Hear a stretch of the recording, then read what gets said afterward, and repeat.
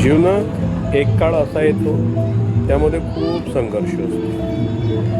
शिक्षण सुरू आहे, परीक्षेचे फॉर्म भरतो आहे, लायब्ररीमध्ये तासनतास अभ्यास करतो आहे, नोकरी मिळेल की नाही ते माहिती.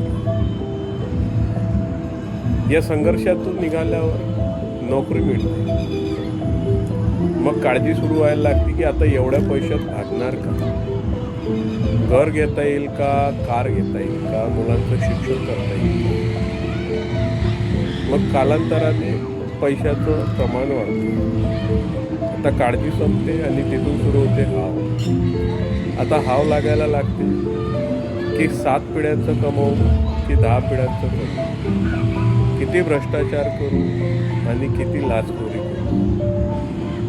प्रत्येक तालुक्यात शेती घेऊन आणि त्या शेतीमध्ये फार्महाऊस बांधून जागोजागी घरं घेऊन या हवेमुळं आयुष्य ग्रासून जाते. आणि जेव्हा मरायला टेकतो तेव्हा हे सगळी धनसंपत्ती सोडून निघून जावं लागतं. तेव्हा कळते की या हवेपोटी जगणं राहून गेलं यार.